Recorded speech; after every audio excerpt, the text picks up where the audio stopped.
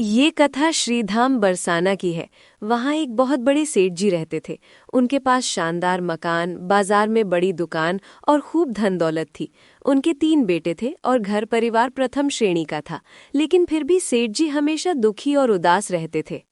काश अगर मेरी भी कोई बेटी होती तो मैं भी उसका कन्यादान करता। घर में सब कुछ है, बस एक बेटी नहीं है। एक दिन उनकी दुकान के पास से एक विद्वान ब्राह्मण निकले। उन्होंने सेठ जी की उदासी देखी और रुक गए। सेठ जी, क्या बात है? आपका चेहरा इतना उदास क्यों है?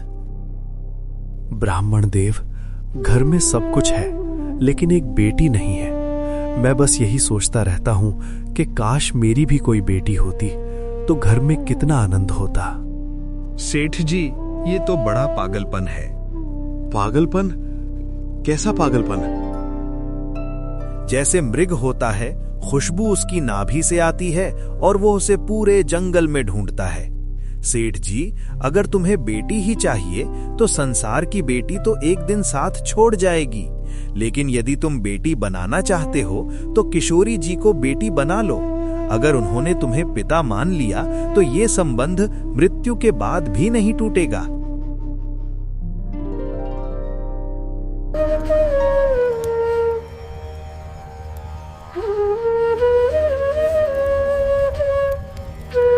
ब्राह्मण की बात सेठ जी के मन में घर कर गई। वे अत्यंत प्रसन्न हुए और बोले, अरे राम राम, ये बात तो हमारे मन में कभी आई ही नहीं। वे दौड़कर बाजार गए, श्री राधा जी का चित्र खरीदा और मंदिर में स्पर्श कराकर घर ले आए। उन्होंने वो चित्र अपने सोने वाले कक्ष के सामने लगा दिया। अब हर सुबह उनकी शुरुआत राधे राधे से होती। दिन और महीने बीते। सेठ जी अब बहुत प्रसन्न रहने लगे। लोग उनसे पूछते, सेठ जी, आजकल बड़े खुश रहते हो। भाई, सब कुछ अच्छा चल रहा है। कृष्ण कृपा से जीवन सुखमय है और सबसे बढ़कर मैं भाग्यशाली पिता हूँ। मेरी बेटी है श्री राधा। काफी समय बीत गया। एक दिन एक मणिहारिन सेठ जी के घर चूड़ियां पहनाने आई। उसने तीनों बहुओं को चूड़ियां पहनाई। जब वो जाने लगी तभी एक छोटी सी बालिका आई। वो स्वयं किशोरी राधा रानी थी। मुझे भी चूड़ी पहना दो, मैं भी चूड़ी पहनूंगी। कितनी सुंदर बच्ची है। बेटी, तुम्हारा नाम क्या है? मेरा नाम किशोरी है। मणिहारिन ने सोचा कोई रिश्तेदार होगी। उसने प्यार से किशोरी जी को छोटी छोटी चूड़ियां पहना दी और बार बार उनका चेहरा देखती रही। सेठ जी, पैसे दो। सेठ जी, आज तो पैसे ज्यादा चाहिए। आज मैंने 3 नहीं 4 को चूड़ियां पहनाई हैं। क्यों 4? घर में तो 3 ही बहुएं हैं। अगर चौथी कोई नहीं है तो मैं पैसे नहीं दूंगा।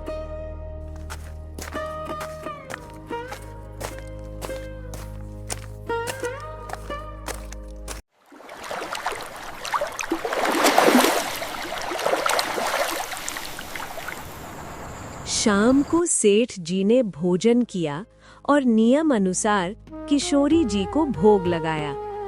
रात को उन्हें एक स्वप्न आया। आज स्वप्न में पहली बार प्रकट हो गई किशोरी जी।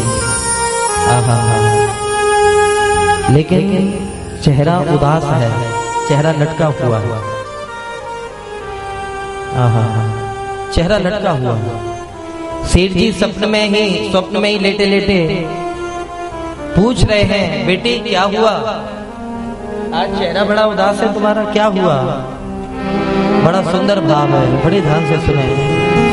कि सपने में प्रकट हुए वृषभानु की दुलारी बोली, तनया बनाए तात नात ना निभायो है। सपने में प्रकट होए वृषभानु की दुलारी बोली, तनया बनाए तात नात ना निभायो है। पिताजी, आपने मुझे बेटी तो बना लिया, बेटी तो मान लिया, लेकिन बेटी का संबंध नहीं निभा पाया, संबंध नहीं निभा पाया। जैसे ही सुना सेठ जी ने तो सेठ जी तो हक्के बक्के रह गए स्वप्न में कि बेटी क्या भूल हो गई मुझसे, क्या भूल हो गई? किशोरी जी कहती हैं पिताजी कि चूड़ी पहन ली मैंने जानी पितु के हकारे, पर आप मनिहारिन को मूल ना चुकायो है। पिताजी मैंने अपने पिता का घर समझ करके चूड़ी पहन ली मनिहारिन से, कल आपने मनिहारिन को पैसे भी नहीं दिए, पैसे भी नहीं दिए आपने। और ये राम राम राम, जैसे ये बात सुनी कंठ भराया सेठ जी का, रोमांचित हो गए, बार बार स्वप्न में हाथ जोड़ करके कह रहे बेटी मुझे ध्यान नहीं रहा, मैं माफी मांग रहा हूँ, मुझे ध्यान नहीं रहा बिल्कुल। और जैसे ही सज्जनों ये ध्यान की बात सुनी तो किशोरी जी फूट फूट करके रोने लगी, बोले पिताजी कि तीन बहू याद किंतु बेटी नहीं याद रही, तीन बहू याद किंतु बेटी नहीं याद रही, कहत श्री राधिका को ये भर आयो है, कैसी भई दूरी कहो कौन मजबूर, और चार चूरी काज मोहे बिसरायो।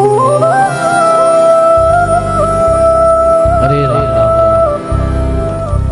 तीन बहू याद किंतु बेटी नहीं याद रही, तीन बहू याद किंतु बेटी नहीं याद रही, कहत श्री राधिका जी को ही भर आयो है, कैसी भई दूरी कहो कौन मजबूरी हाय, आज चार चूरी काज मोह बिसरायो है। चार चूड़ियों के लिए पिताजी आपने अपनी बिटिया को बुला दिया। ये सुनते ही सेठ जी की नींद खुल गई, वे फूट फूट कर रो पड़े।